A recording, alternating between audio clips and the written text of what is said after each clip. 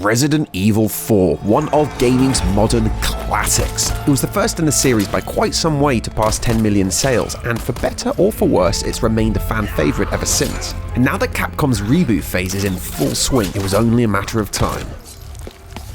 It's business time. Its impact on the industry is undeniable by establishing a new over-the-shoulder aiming style as the new gold standard. It was the kind of game that you could sink hours into, whether smashing a campaign, or messing around with friends, or just speedrunning, but the point was it catered to a wide crowd. It scrapped a number of series staples like zombies and ammo rationing, which should have been its undoing, but it played so well that it didn't just get a pass, it set a new precedent. Yes, it still had tank controls, yet now you could shoot enemies in the shoulder and see them spin. The game was divvied up into levels, and these usually culminated in a boss battle, yet now you'd be locked into these cinematic battles of attrition. But it was still scary and immersive and full of tension, because it was still Resident Evil. Now, by this point, the original 2 and 3 are straight up vintage, and the only way to remake them was with a complete overhaul. It's done. Give me the vaccine, you greedy son of a bitch. But clunky or not, 4 established the camera and control scheme that still dominates the genre to this day, and so visually you'd be forgiven for thinking it doesn't need an overhaul.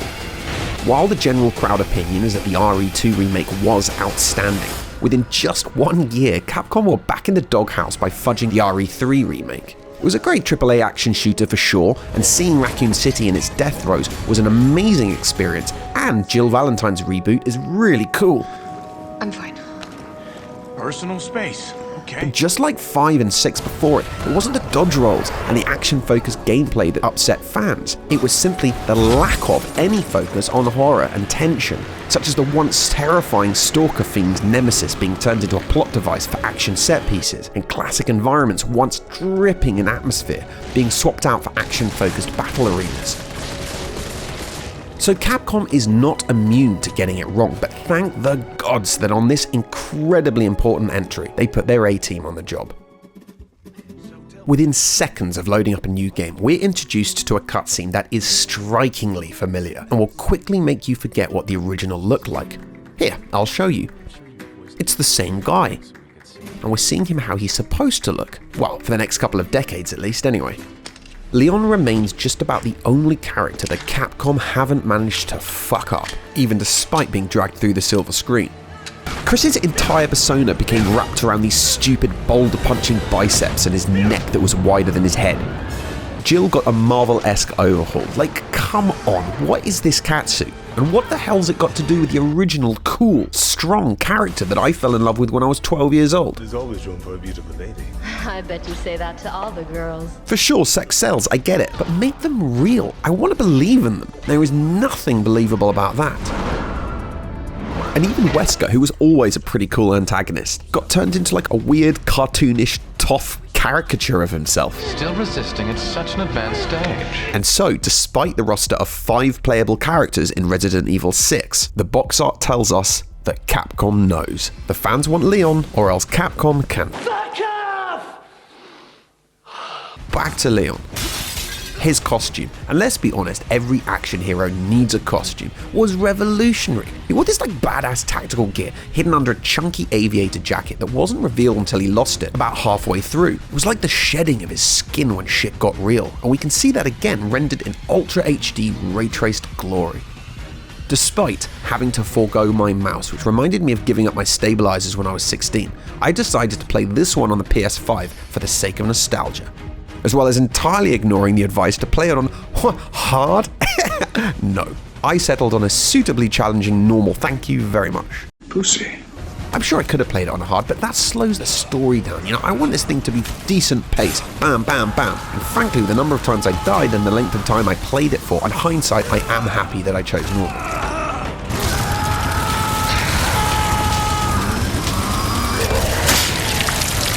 Beyond the obviously stellar graphics, superb lighting, and masterful set design, which from the word go is scattered with junk and other knickknacks peppered all over the place, we have the more subtle upgrades. For example, macro animations. This kind of next generation feature is often too subtle to see on its own, but they all add up to give a feel of a far more fluid and dynamic world. I mean, just look at Ashley's hair. It's rigged to automatically animate whenever she moves, so it's just moving around the whole time. Now if we take a look at Ada's hair, No one cares. but the changes aren't just visual or to the engine. The improvements to the gameplay have been carefully divided into those that define the essence of the original and needed to be preserved, and those that are dated and needed updating. So, for example, just minutes in and you'll find that Leon can kick crates with the action button without having to awkwardly pull out his knife. And yet, the opportunistic melee attacks remain completely unchanged. Now I can deflect blows with a well-timed parry, and yet I still can't run faster than a gentle jog regardless of what's behind me. You can now reload your weapon without having to take aim. 8 weapons are now mapped to the D-pad. Ashley! Leon pulls out his pistol when he senses danger, which subtly puts you into focus mode without ruining the immersion. All of these quality of life updates feel totally organic, like it's always been controlled this way, and you just won't look back. None more so, in fact, than the movement controls, which now allow you to strafe and to move while shooting, which of course was cited as one of the major issues of later releases because it lost the charm of Resident Evil 4. But here's the thing. You'll choose to stand your ground and mimic the classic rooted to the spot method of playing from the original. Yes, you'll find yourself stepping back to avoid strikes, which, let's face it, was a long overdue move, but because the target reticle expands when you're moving, you'll generally find yourself charging through or around enemies in that classic tank controls way, and then stop, turn, and shoot, which is an inspired way of limiting the impact of the free movement on the original style of gunplay. Shrinking target reticles are obviously not a new thing, but the way that it's been integrated into this particular game shows that they were just trying so hard to capture that gameplay feel of the original. The weapons are largely the same, other than upgrades coming later game for the TMP and the auto rifle, in the form of an MP5 and an M4 assault rifle. I didn't really rely on the TMP much for this first run, as its stock made it a real hog to lug around, and it chewed through ammo way too fast. And so once the MP5 came about, I didn't really rely on it either. And considering I took my time with rifle shots, the faster firing assault rifle never really took my fancy either. Oh, and we also have a bolt gun, which supposedly aids in stealth, but was such a faff to use that it never earned its space in the inventory. You can attach mines to the bolts, which effectively makes it your classic mine thrower, which on paper might make it seem like a useful item to keep in your inventory. But as you couldn't pick up the unused mines, and I would usually miss the prerequisite silent headshot, it really ended up just wasting resources when a knife or a grenade could do a better job. And for the rest of the time, it was the old Red 9. If I put a notch on the handle of every bad guy I took down with Red 9 and Resi 4 over the years, the handle would fall off. Of all the pistols, you get the most bang for your buck, which is useful when you're rationing bullets, and has the added benefit of being really accurate. Just saying. And then, when things get a little too hectic, This is my boomstick! the early game pump action is cool for sure, but it lacked the punch of the original, as it doesn't send enemies hurtling through the air anymore, and so I felt my arsenal didn't really take an upward turn until I got my hands on the riot gun. The riot gun's upgrade tree prioritizes power, and despite the wider spread on offer from weapons like the Striker, its stopping power was just too much to give up. This thing was nearly as powerful as the Magnum once it was fully upgraded.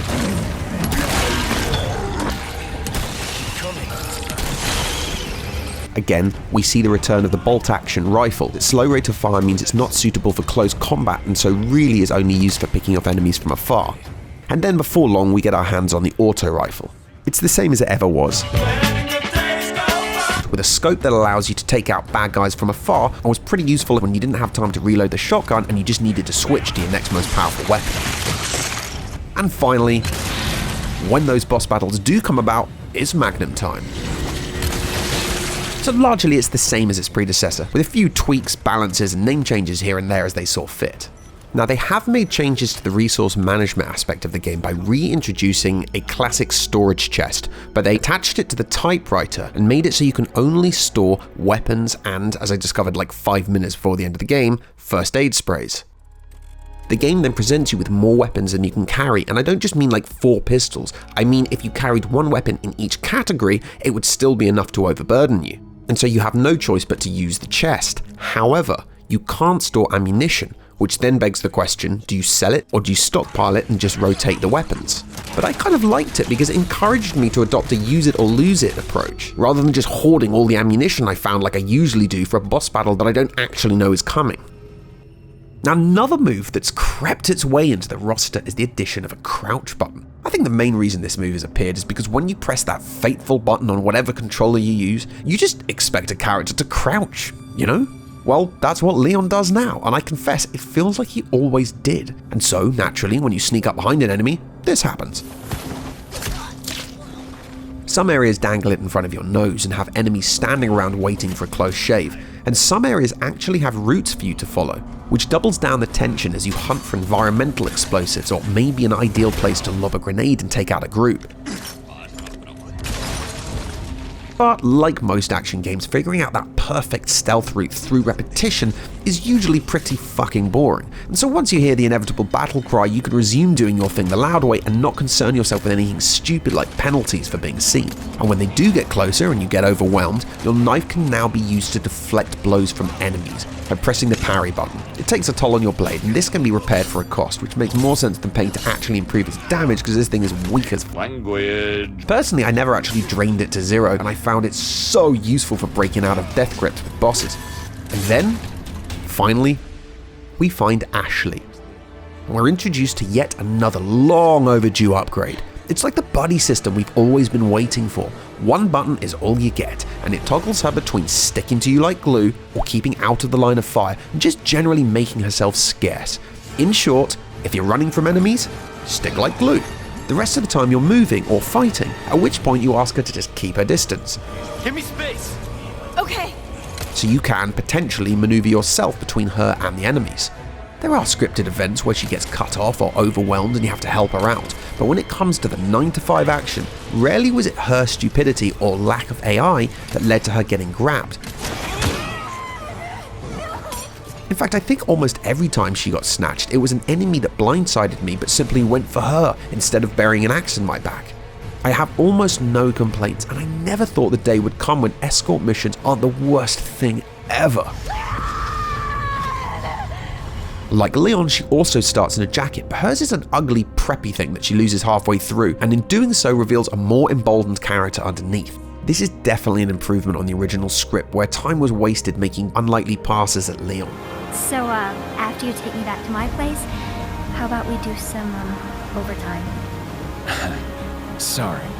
While swiping away funny, but still out of the place comments from creepy Luis. I see that the president's equipped his daughter with ballistics too. She's just more relatable now and makes observations like if Leon gets hurt.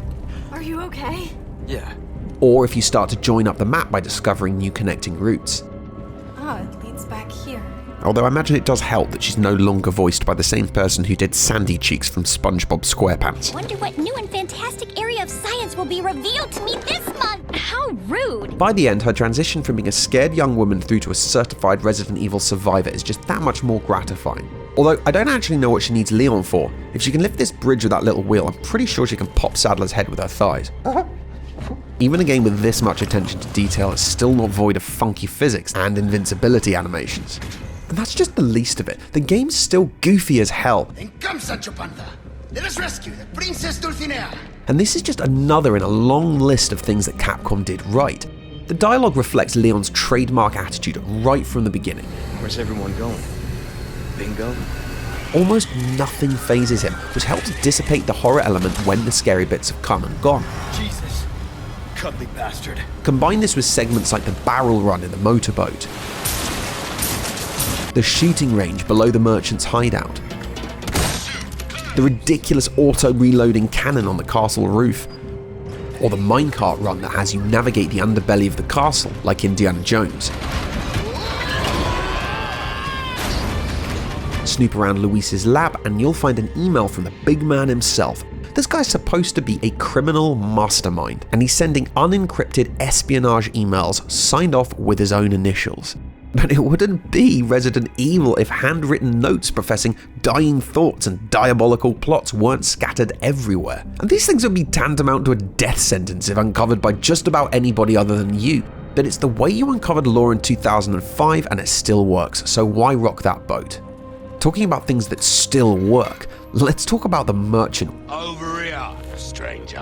One of the most popular and also least expanded upon characters in the series. Welcome. For a game that is so full of unanswered mystery, it is definitely hard to let this guy go. Or guys, it would seem, as a couple of passing comments say things like, "me and the lads," when talking about populating the treasure map. The most popular fan theory in the past suggested that the merchant used secret passageways to stay one step ahead of you, but the remake more than implies that there's a group of them who live outside Sadler's sphere of influence and act as a resistance of sorts. Side quests vary from silly tasks like helping with rat infestations and destroying charms, to more relevant quests like destroying this rogue plague-ass knight. What's interesting is that the note warns you of his strength, explaining that he severed one of their brethren in two. These guys actually inhabit and navigate one of the deadliest, monsterville places on Earth, faster than this friggin' champ. And the only shred of evidence we get regarding how they might achieve that is when they choose to let us glimpse behind their plot armor and reveal this. Cha-ching! That's just one side of his coat. How do you think he stays alive? Ergo, most badass character in the series, he needs his own movie. And as well as bringing characters like the Merchant into the 2020s, they also applied some present-day updates to the level design. One of the ways they worked the essential jump scares into the first game was no longer by making you walk into a new camera angle and get a jolt as you realized you're face to face with a zombie. Instead, enemies would quietly wander up behind you when you were preoccupied and jump you, which never ever failed to zap your nerves. This fundamental aspect has absolutely been preserved, with many of the accessible parts of the maps being built in a circle layout so that both you and the enemy can circle around one another. And this helps them as much as it helps you. Without a dodge move to rely on, Leon's weakest angle is always his blindside. While the map does remain open to exploration and backtracking for treasures and the like, your progression generally follows a path in one direction, which is split up with rotating plot devices like escorting Ashley, fighting various enemies, boss encounters, key hunts. But with the benefit of hindsight, they've made some adjustments to the plot, which keeps the pace moving through these areas better than the original, which had a tendency to drag just a little bit toward the end, depending on who you asked. And while the new game definitely doesn't drag, it does go on, and on, and on, and on. I mean, it's long. And that is not a complaint, not by a long shot, but if you found the original a struggle to get through, as I gather quite a few people did, then you're not going to find the answer here. Although I spent a lot of time backtracking to get treasures and save for like the 78th time after I'd rearranged my inventory that perfect freaking way, and so my first playthrough was something like 30 hours. And considering there's no cost difference for the length of the game, you just get more for your money. Now, without a timeline laid out in front of you, you might not have stopped to think about this, but consider this. It was a mere 7 years between Resident Evil 2 and 4. And look at the night and day differences. And yet 18 years between 4 and this remake, which is 2.5 times longer. You can see that the obvious graphical improvement of the games has slowed down. But draw distance, ray tracing, jiggle physics, refined controls, improved AI, reducing loading times. These types of upgrades are what brings the classic game into the 2020s. But it's the consistently fluid gameplay and thorough attention to detail that makes it such an outstanding game when ranked against other titles of its current generation. No matter how good the Resident Evil 2 remake was, the over-the-shoulder style meant it had more in common with 4 than its own source material. Because the cameras were fixed, the backgrounds were also static, which meant they could be pre-rendered as a simple image, and so for very little computing power, they could create detailed backgrounds that seeped the world and cinematic atmosphere that game developers have been trying to recapture ever since. But finally, in 2023, the systems are actually capable of rendering a highly detailed and cinematic world, and so this is what the Resident Evil 4 remake does. But it also lost none of that charm because really, it's largely the same game. It looks and feels and plays so similar that you'll almost forget it's a remake, despite the 20 years of differences. Shinji Mikami, the director of Resident Evil 1 and the director of Resident Evil 4 and now this game, absolutely identified what made the original so popular and then went out of his way to protect those elements. And then everything else was just run through a time machine and came out as cutting edge as they could manage. And so yes, this game is awesome. And it also means that you're likely to see Leon's face in people's games catalogs for another decade or two to come. A like and subscribe would help me so much if you can, so please don't hesitate to mash that button if you feel like it. Thanks for watching, take care of yourself, and hopefully see you next time.